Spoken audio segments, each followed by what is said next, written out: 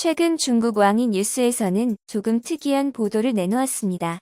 1940년부터 1959년까지 120세에 승적한 고승 허운법사의 이야기로 그가 세상을 떠나며 제자들에게 남긴 예언서에 담긴 내용 때문인데요. 중국은 통일을 원하지만 오래도록 통일을 이루지 못할 것이다. 중국 전역에는 하늘을 뚫고 솟아오르는 거대한 폭발이 일어날 것이다. 등의 섬찟한 글귀가 담겨 있었고 그날이 얼마 남지 않았기 때문입니다. 살아생전 그는 청나라 황제를 비롯해 당대를 휘어잡았던 아시아의 권력자들이 가르침을 구할 정도로 인정받는 존재였습니다.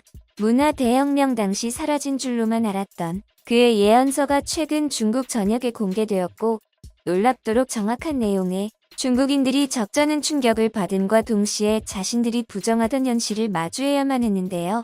동시에 그의 일생이 화제에 오르면서 현재 중국이 하나의 중국이 될 수 없는 이유가 허운법사 때문이라는 결론이 나오자 극우 단체인 소분홍들이 그를 매국노 취급하기 시작했는데요. 한번 자세히 알아보겠습니다. 중국에서 청나라 시대와 근현대사를 통틀어 가장 위대한 고승으로 불리는 허운법사. 그는 중국의 주요 사건들이 벌어지던 혼란한 시대를 살았으며 홍위병들이 날뛰며 전 국토가 혁명으로 가득한 혼돈 속에서도 세계 열강들의 침략과 전쟁에 저항하고 중생구제를 위해 평생을 바친 것으로 평가되는 인물로 현재에도 많은 중국인들의 사랑을 받고 있는 인물입니다. 허운법사는 약 100년이 넘는 세월 동안 불교를 수행하며 자비심으로 평생 중생들을 보살피고 신비한 영적 능력으로 기적을 행하여 청나라 통치자였던 광서제와 서태후는 물론 저우온나이와 장제스, 태국의 국왕푸미폰 아두냐데 등이 가르침을 청할 정도로 백성들의 존경과 사랑을 받았는데요. 꾸준한 명상과 철저한 채식을 통해 120세까지 장수한 인물로 알려져 있으며 그에 대한 신비한 이야기는 실제 중국 정부의 기록으로도 남아있는데 그는 서태후와 마지막 황제 선통제 부위에 죽는 날짜는 물론 자신이 죽는 날짜까지 정확하게 예언하였으며 중국의 초대 주석이자 절대자였던 마오쩌둥의 간곡한 방문 요청에도 이를 거절하는 등 그는 중국 역사에 미스터리한 행적을 남기기도 했습니다. 청나라 말기였던 1840년 부젠성 천주연의 한 부유한 관리의 집안에서 태어난 그는 어릴 적부터 매우 총명하여 6살에 도교 경전을 통달하고 8살에는 주역을 완벽히 이해했다고 전해집니다. 또한 그는 유년 시절부터 줄곧 자신은 명나라 승려였던 감산덕청의 환생체이며 언젠가는 속세를 떠나 출가할 것이라고 주변 사람들에게 말해왔다고 전해지는데 실제로 그는 어린 나이에도 노승들과 불교 경전에 대해 논할 정도로 불교에 관한 해박한 지식을 가지고 있었다고 합니다. 그는 평소 출세나 과거 급제보다는 부처의 가르침과 진리 탐구에 더욱 몰두했으며 아버지의 강한 반대에도 불구하고 19세가 되던 해 푸젠성 고산에 위치한 용천사로 출가하여 고행하였죠. 그러나 당시 중국의 불교는 타락의 길을 걷고 있었는데 사찰의 승려들이 첩을 거느리고 술과 고기를 먹는가 하면 승려들이 지방관리들과 함께 중생들을 속여 재물을 탐하는 등 방탕한 모습으로 변해가던 시기였습니다. 이에 그는 43살이 되던 해 불법을 더욱 깊이 이해하기 위해 삼보일배 순례를 결심하게 되는데 중국 저장성의 보타산에서 출발해 산시성 우대산과 아미산을 넘어 약 20년이 넘는 시간 동안 티베트와 네팔을 거쳐 인도와 부탄 스리랑카까지 순례를 이어갔고 이후 그는 미얀마를 거쳐 중국으로 돌아왔으며 순례 기간 동안 각 나라의 각종 신비한 불교 경전들과 고대 불교의 비밀이 적힌 문서들을 직접 접하고 큰 깨달음을 얻었다고 합니다. 그는 중국으로 돌아온 후 중국 각지를 돌아다니며 타락한 중국의 불교를 비판했고 달마 대사가 주장했던 직지인심을 강조하며 불교 개혁에 힘썼다고 전해지는데 그는 이 기간에 마오쩌둥과 덩샤오핑의 등장을 예언하고 서태후를 직접 만나 한여름에 눈을 내리게 하는 등 매우 신비한 행적들을 전국 각지에 남겼으며 이는 청나라 황실의 실제 기록으로도 남아있죠. 그러던 1959년 허운법사는 죽기 전 자신의 제자들을 불러 내가 죽거든 화장한 후 유골을 설탕과 밀가루, 기름을 섞어 9개의 공으로 만든 후 이를 강물에 던져 생령들에게 공양하라는 기이한 유언을 남겼습니다. 그는 유언과 함께 2권의 책을 제자들에게 남겼는데 이 책에는 자신이 생전 주역 해석과 깊은 명상을 통해 보았던 미래에 닥칠 놀라운 일들이 적혀 있었다고 합니다.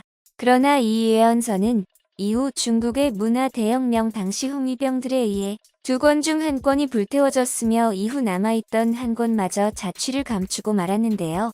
그러던 2016년 중국 허난성 러양시에 위치한 백마사의 한 허름한 문서 보관소에서 자취를 감췄던 이 1권의 예언서가 다시 발견되면서 중국을 떠들썩하게 만들었는데, 놀랍게도 이 예언서에는 앞으로 중국과 세계에 닥칠 매우 충격적인 내용들이 공개된 것이죠.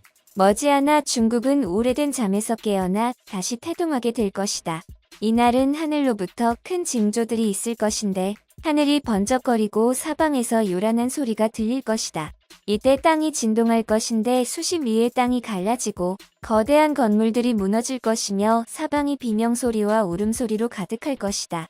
이로 인해 8만 이상의 백성들이 죽게 될 것이지만 머지않아 세계 각지의 사람들이 중국으로 몰려들고 큰 축제가 시작될 것이다. 실제로 2008년 5월 12일 중국 쓰촨성에서 규모 8.0의 큰 지진이 발생했는데, 이 지진으로 인해 21만 6천 동의 건물이 무너지고 약 8만 7천 명이 사망하는 등 총 37만 4천 명의 대규모 사상자가 발생하는 중국 역사상 유례 없는 큰 재앙이 발생했습니다. 그리고 얼마 후 중국의 수도인 베이징에서 세계인의 축제라고 불리는 올림픽이 시작되면서 중국으로 세계 각지의 사람들이 몰려들었습니다. 그리고 이는 8만 명이 죽고 축제가 열린다던 그의 예언과 정확히 일치하는 것이었습니다. 또한 그는 앞으로 중국에 일어날 큰 변화에 대해서도 예언했는데 그 내용은 다음과 같습니다. 중국은 통일을 원하지만 오래도록 통일을 이루지 못할 것이다. 그러나 내가 죽고 60년이 지나 뱀의 해가 되면 중국을 돕고 있던 북방의 기운이 쇠락할 것인데, 이때의 중국의 기운은 하늘까지 닿을 것이며 전성기를 맞이할 것이다. 이때쯤 동쪽 큰 땅에 있는 군대의 나라는 중국의 가장 큰 원수가 될 것이며 이때 급작스런 통일이 시작될 것이다. 그러나 이 통일은 엄청난 대가를 치르게 될 것인데, 남쪽의 작은 섬은 거의 없어지다시피 할 것이며 중국 전역에는 하늘을 뚫고 솟아오르는 거대한 폭발이 일어날 것이다. 왕국이 불바다가 될 것이며 하늘과 땅이 마를 것이다. 그러나 누구 하나 이를 도울 수 없으며 이때에는 덕이 있는 사람들만 살아남게 될 것이다.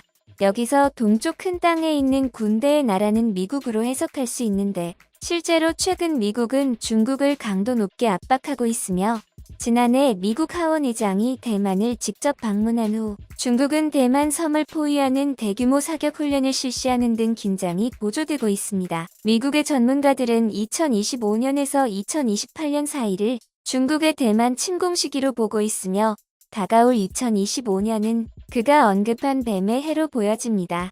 최근 대만의 TSMC를 비롯한 주요 기업들은 미국과 일본 등 해외로 공장을 이전하는 것으로 밝혀지며 2027년 전에 대만을 침공할 것이라는 미국 군사 전문가들의 예측과도 맞아떨어지죠. 그러면서 허운 법사는 중국의 통일 후에 닥칠 한국의 엄청난 미래에 대해서도 예언했는데 그 내용은 다음과 같습니다. 조선인들은 자고로 세계에서 가장 똑똑하고 뛰어난 두뇌를 가졌으며 선한 마음과 예의를 갖춘 민족이었으나 나라의 운이 다하여 세계에서 가장 가난한 나라로 전락하였다. 하늘에는 천지주기가 있는데 조선도 이 주기를 따라 운이 흘러왔다. 그러나 조선은 우주의 섭리에 따라 하늘의 운이 다시 트일 것이다.